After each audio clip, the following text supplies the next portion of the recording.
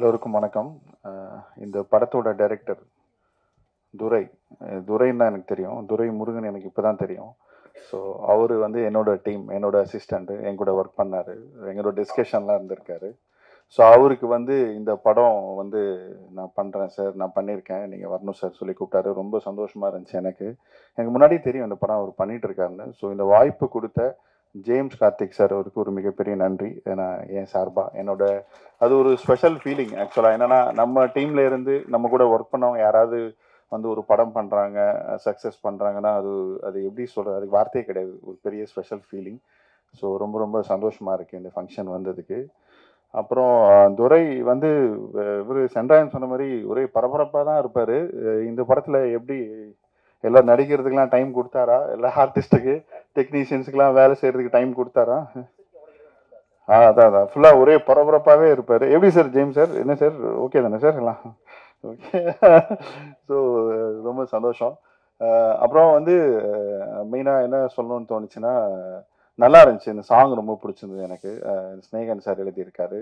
அதே மாதிரி இந்த இது டீசர் ரொம்ப அதுவும் நல்லா இருந்துச்சு. அப்புறம் லிரிக்ஸ் ரைட்டர் கார்த்திக் சார், நீங்கள் நிறைய நல்ல நல்ல பாட்டு எழுதிட்டு இருக்கீங்க, தொடர்ந்து எழுதுவீங்க. நீங்கள் வந்து உங்களுக்கு பெரிய ஃபியூச்சர் இருக்குது. நீங்கள் வந்து உங்களை வந்து இந்த மாதிரி ஒரு வாய்ஸ் அவுட் பண்ணீங்க, இந்த மாதிரி லிரிக்ஸ் ரைட்டர் பேர்லாம் மிஸ் பண்ணிட்டீங்கன்னு அதை ஸ்டேஜில் வந்து பதிவு பண்ணீங்க. அது உண்மையிலேயே ரொம்ப சந்தோஷமான ஒரு விஷயம். இந்த என் படத்தில் பிரதரில் வந்து இந்த மாதிரி மக்கா மிஷின் ஒரு பாட்டு, அதில் பால் டப்பான்னு ஒரு பையன் அந்த பாட்டு எழுதியிருக்கான். அவன் பேர் அனீஷு. ஆனால் அனீஷன் கூப்பிட்டா டென்ஷன் ஆகிடுவான். என்னை வந்து பால் டப்பா தான் சொல்லணும் அப்படின்னு சொல்லுவான். ஸோ அவன் வந்து அந்த பாட்டு எழுதியிருக்கான். அவன் ஆடியோ ரிலீஸ் ஃபங்க்ஷனுக்கு வரமாட்டான். அதுக்கும் நான் இப்போ வாய்ஸ் அவுட் பண்ணுறேன் ஆக்சுவலாக. நான் கூப்பிட்டேன் அவனை ஃபங்க்ஷனுக்கு, இந்த மாதிரி வாடா அப்படின்ட்டு. அவன் சொல்கிறான், இல்லை ப்ரோ, அந்த பாட்டு ரிலீஸ் ஆயிடுச்சு ப்ரோ, ஆல்ரெடி அது ரிலீஸ் ஆகி ஹிட் ஆயிடுச்சு ப்ரோ அப்படின்னா. அது ஓகேடா, ஆடியோ லான்ச் ஃபங்க்ஷன் வச்சுருக்கேன், நீ வாடா. அதான் ரிலீஸ் ஆயிடுச்சு ப்ரோ, அப்புறம் என்ன அப்படின்னா. இல்லை ப்ரோ, மற்ற பாட்டுலாம் அப்போ மற்ற லிரிக்ஸ் ரைட்டர்லாம் கூப்பிடுங்க, என்னையே கூப்பிடுறீங்க அப்படின்னா. இல்லைடா வாடா, ஃபங்க்ஷனுக்கு வாடா, எல்லோரும் வராங்கடா.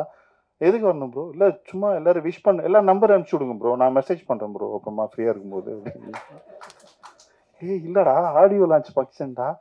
ஓகே ப்ரோ, அதான் ஹாரிஸ் சார் தானே மியூசிக் பண்ணியிருக்காரு, அவர் வராருல்ல அப்படின்னா. இல்லைடா எனக்கு என்ன சொல்லன்னு தெரில. சரி சரி வாடா அப்படின்னா வந்துட்டான். வந்துட்டு எல்லாரும் விஷ் பண்ணிட்டு கிளம்பிட்டான். ஸ்டேஜில் நான் எதுக்கு ப்ரோ ஏறணும், எனக்கு வேறு வேலை இருக்குது ப்ரோ எனக்கு அப்படின்னு போயிட்டான். ஸோ அதையும் நான் இங்கே பதிவு பண்ணுறேன். லிரிக்ஸ் ரைட்டர் எல்லாரும் லிரிக்ஸ் ரைட்டர் எல்லாரும் வரணும் ஃபங்க்ஷனுக்கு. ஸோ அதுக்கும் வந்து நான் வாய்ஸ் அவுட் பண்ணுறேன் இந்த இடத்துல. அப்புறம் ஆக்சுவலாக என்னென்னா ஒரு ஒரு விஷயம் உட்காந்துட்டு இருக்கும்போது இதெல்லாம் பார்க்கும்போது தோணுச்சு.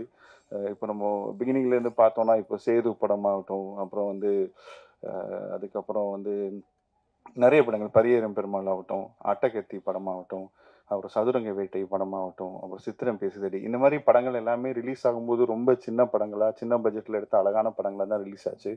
ஆனால் அந்த படம் வந்ததுக்கப்புறம் அந்த படத்தோட கண்டென்ட் வந்து மக்களுக்கு பிடிச்சதுனால, மீடியாவுக்கும் பிடிச்சதுனால அந்த படத்தை கொண்டாடி அந்த படத்தை எங்கேயோ கொண்டு போயிட்டீங்க. ஸோ அது மாதிரி ஒரு படமாக இந்த படம் அமையணும் அப்படின்னு நான் வேண்டிக்கிறேன். ஏன்னா வந்து அந்த அந்த படம் பண்ண டேரக்டர்ஸ் எல்லாருமே இன்னைக்கு மிகப்பெரிய டேரக்டர்ஸாக இருந்திருக்காங்க. ஸோ ஆனால் அந்த படம் ரிலீஸ் ஆகும்போது ரொம்ப சாதாரணமாக ஒரு சின்ன பட்ஜெட் படமாக தான் வந்துச்சு. ஸோ அதுக்கு மீடியா கொடுத்த சப்போர்ட் தான் வந்து இன்றைக்கி அந்த படம் மிகப்பெரிய லெவலில் இருக்குது. அந்த டைரக்டர்ஸும் இருக்காங்க. ஸோ அந்த மாதிரி இந்த படம் உங்களுக்கு பிடிச்சதுன்னா இந்த படத்துக்கு நீங்கள் மிகப்பெரிய லெவலில் சப்போர்ட் கொடுத்து இந்த இயக்குனரையும் இந்த தயாரிப்பாளரையும் இந்த படத்தையும் நீங்கள் மிகப்பெரிய லெவலுக்கு கொண்டு போகணும் அப்படின்னு நான் வந்து உங்களை ரொம்ப வேண்டி கேட்டுக்கிறேன். Thank you so much. நன்றி.